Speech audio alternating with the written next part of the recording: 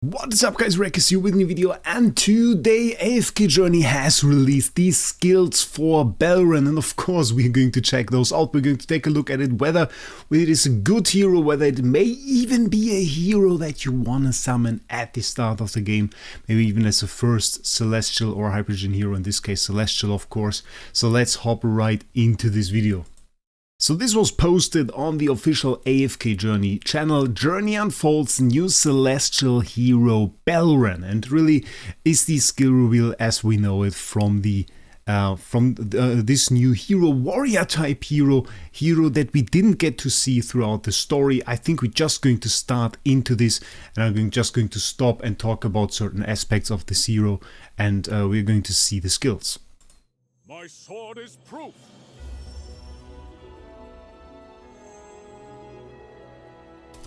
So first of all, we already see Celestial hero physical range of 1, so really a melee type hero that we're going to see here. That was already what we assumed in the first video I did about him, where we talked also about the sword and everything and about the design. So really nothing too fancy right here. Voiced by Hunter Peterson. I don't think we've seen him before. I don't know.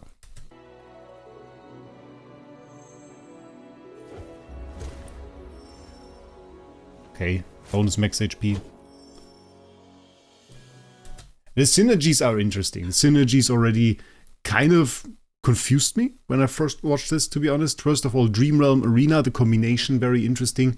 The Arena was certainly something I expected. I expected him to be kind of a PvP hero. Dream Realm, of course, something that many people wished to not see right here, because with the Dream Realm, of course, we're looking at the hero that potentially you want to summon.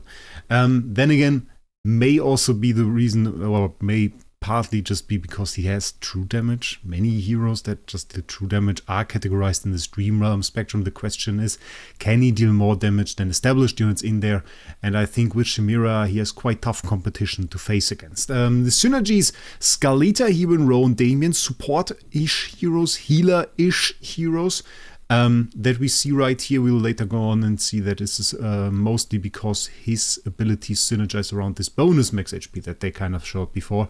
But for the first time that I watched this, it had me a little bit confused, because it's just like such support-ish that we have around this. So much support is quite uncommon to see when you have such a hero.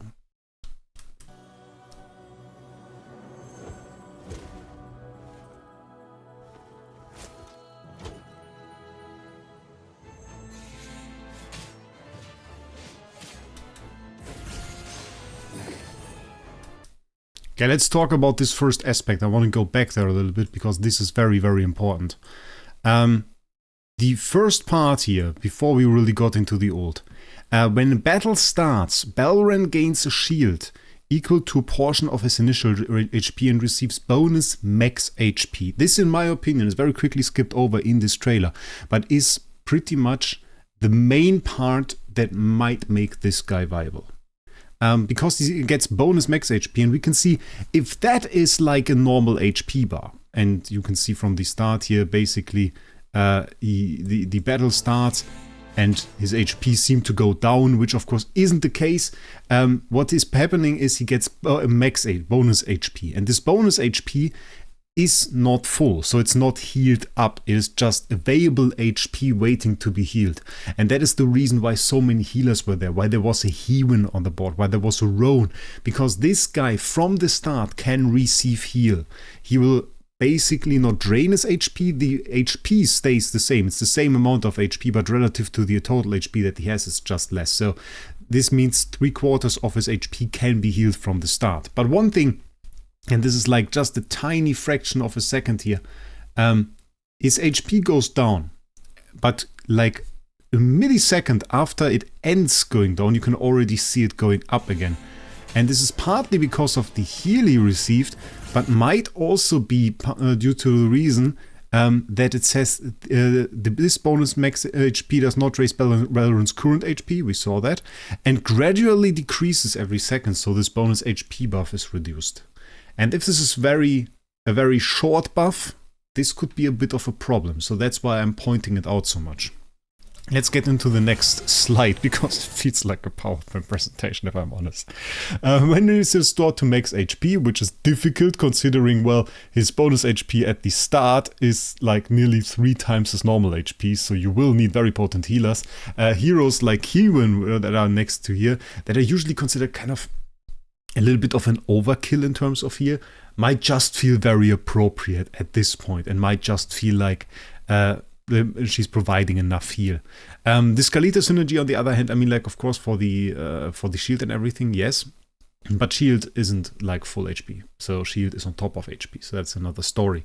And that is very, very interesting. But we see it once he's restored to max HP. He spreads his wings, enters Celestial form. Bonus max HP gained from this skill no longer decreases. This was the same skill as before. It seems to be the passive part and the active part.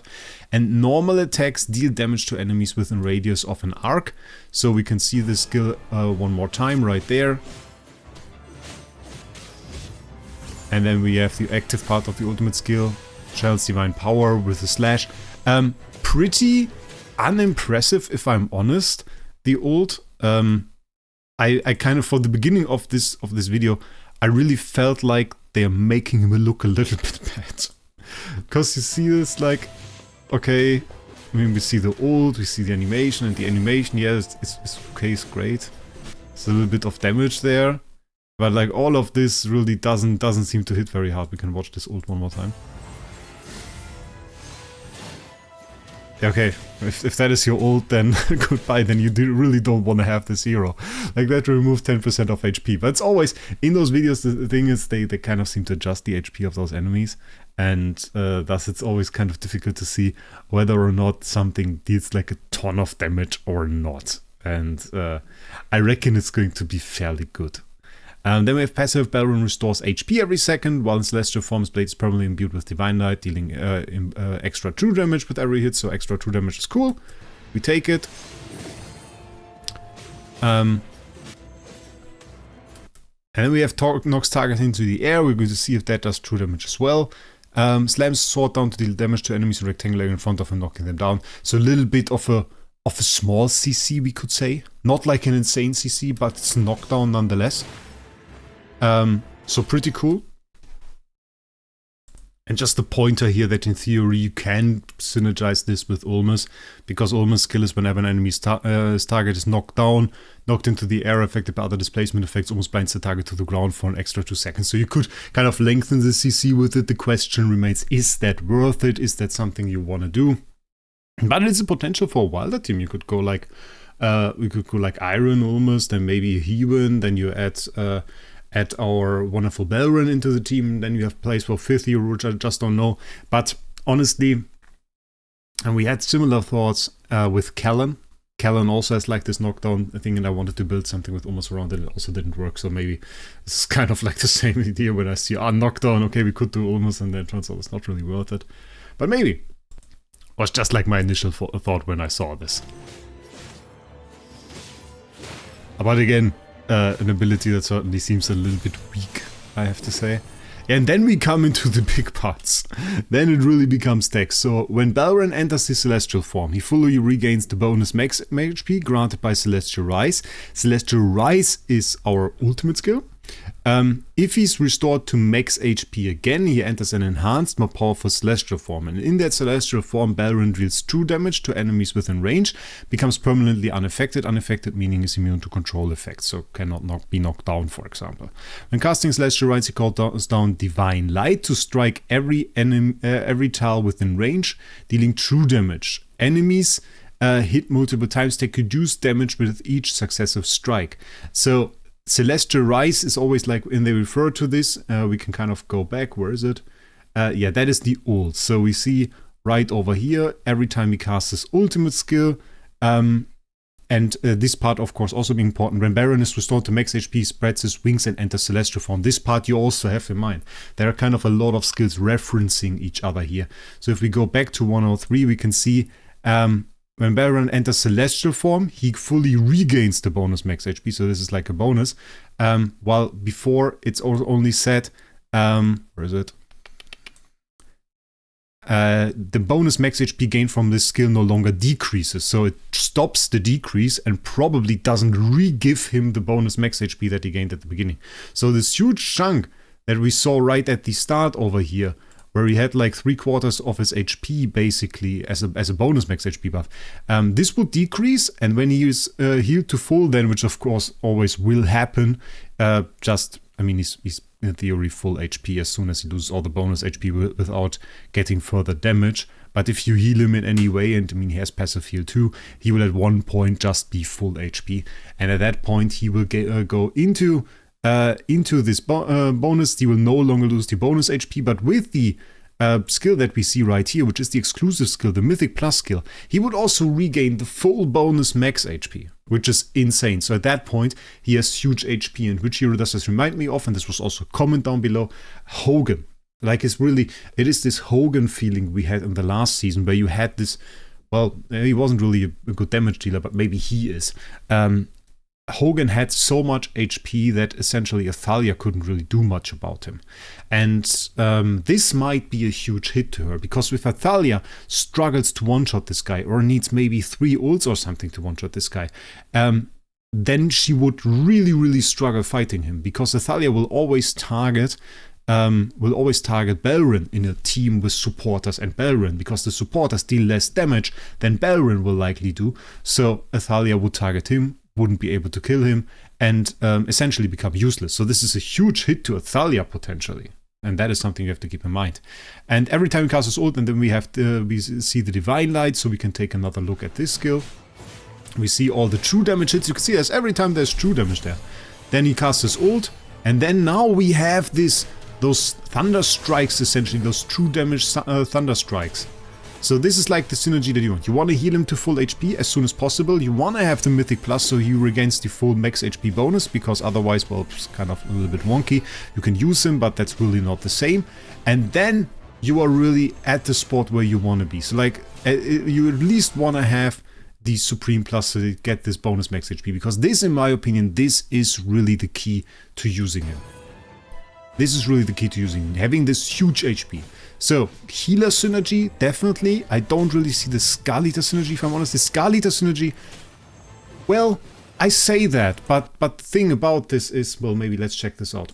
I mean, thinking about it, there are really 2 things that you like about Skull Eater when you use him. The first thing would be that you would increase the allied hero's fist def, magic def, so potentially you could increase his fist or magic def, which would be really, really nice.